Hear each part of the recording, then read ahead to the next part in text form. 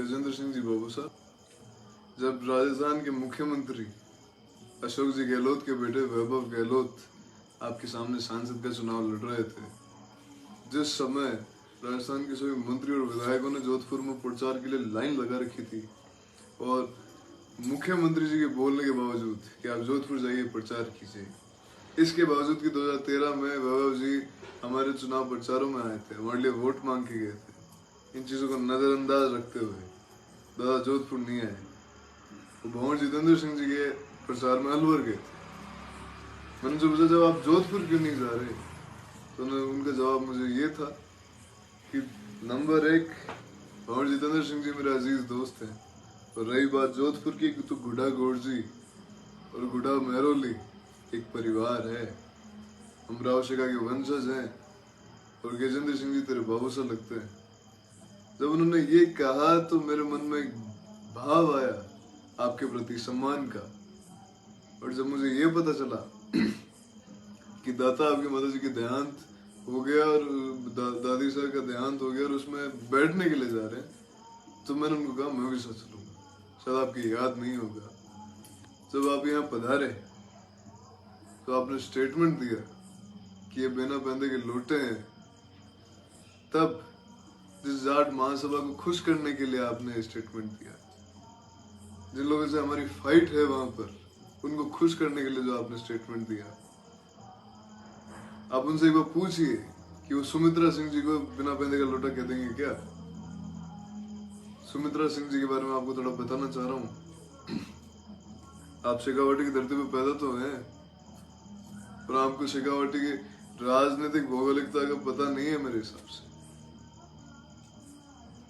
सुमित्रा सिंह जी कांग्रेस से कई बार एमएलए रही, परिस्थितियां बदली, पर लोकदल में गए, लोकदल से एमएलए बनी, फिर परिस्थितियां 1990 में बदलती हैं, वे जनता दल में जाती हैं, वहां से एमएलए बनती है और भैरू सिंह जी की सरकार में ऊर्जा मंत्री बनती है। फिर 2003 के अंदर बीजेपी सरकार में विधानसभा स्पीकर बनती है। फिर जब समय वापस यूटर्न मारता है तो फिर कांग्रेस में विलय होता है।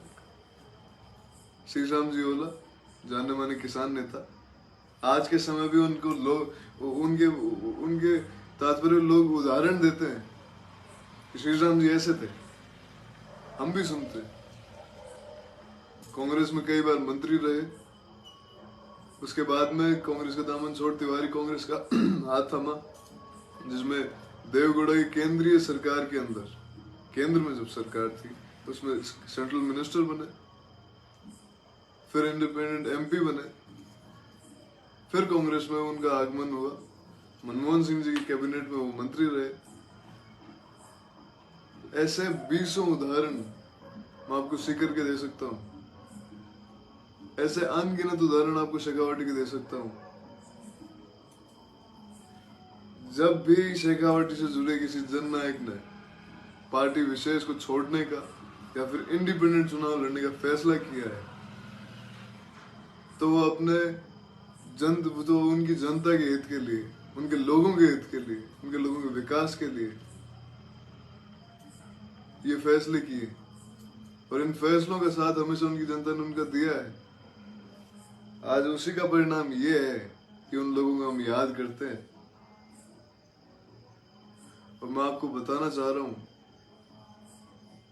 कि जब मैं आपके बारे में जानकारी कर रहा था, तब मुझे पता चला बाबू साहब कि आपका जन्म 1967 में हुआ है और आप 55 साल के हैं। और तब मुझे एहसास हुआ कि आपने आपकी जिंदगी के जो कागजों में आपने 55 साल की जो आयु आपने दिखा रखी है, आपने आपकी जिंदगी के 55 साल व्यर्थ कर दिए, वो वेस्ट हो गए। और मैं अपने आप को आभारी मानता हूं।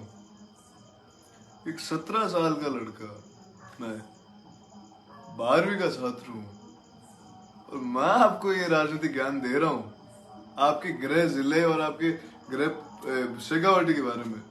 आप वहां के बेटे हैं, मैं वहां का बेटा हूं, और एक 17 साल का लड़का आपको ये ज्ञान दे रहा है, तो मेरे हिसाब से तो आपके जो राजनीतिक करियर, 2 बार के सांसद, केंद्र में मंत्री, आपको मुझे ज्ञान देना पड़ रहा है। आपको तो राजनीतिक सब, आपको तो ये जो जिंदगी के जो वर्ष आपने जो बिताए ये व्यर्थ है। और मैं आपको ये बताना चाह रहा हूँ कि जिस विधानसभा कॉन्स्टिट्यूएंसी जोधपुर से आप, जिस लोकसभा कॉन्स्टिट्यूएंसी जोधपुर से आप आते हैं, उसमें 5 लाख से ज्यादा राजपूत मतदाता है।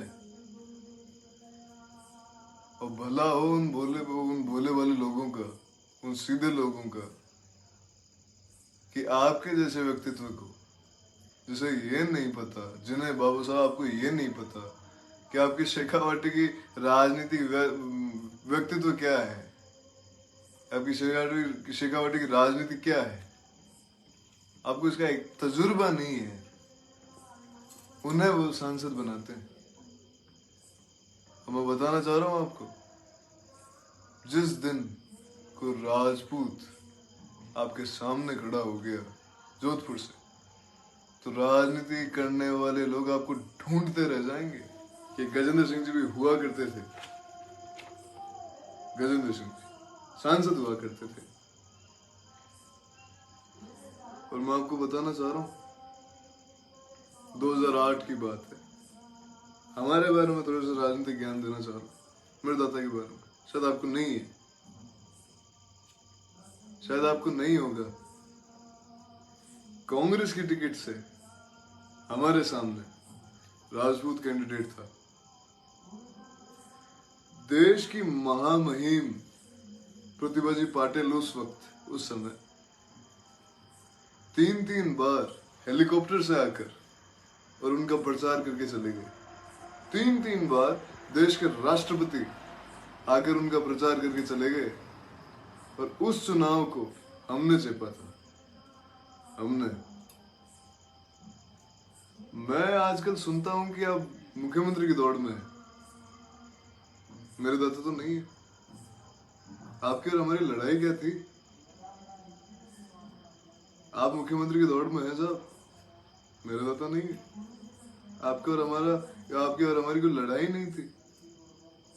लेकिन एक छोटा सा ज्ञान और देना चाह रहा हूं आपको कि मुख्यमंत्री बनने के लिए किसी भी प्रदेश का, पूरे हिंदुस्तान में विधानसभा चुनाव लड़ना पड़ता है। और ये आपको एक निमंत्रण है साहब, बाबू साहब, आपको एक निमंत्रण है कि आप शेखावाटी के अंदर 21 सीटें, जुनू सिकर शुरू 21 सीटें, इनमें से 3 शेड्यूल कास्ट के भाइयों के लिए रिजर्व्ड है, शेड्यूल कास्ट के लिए रिजर्व्ड है। बाकी बची 18 सीटें जनरल की।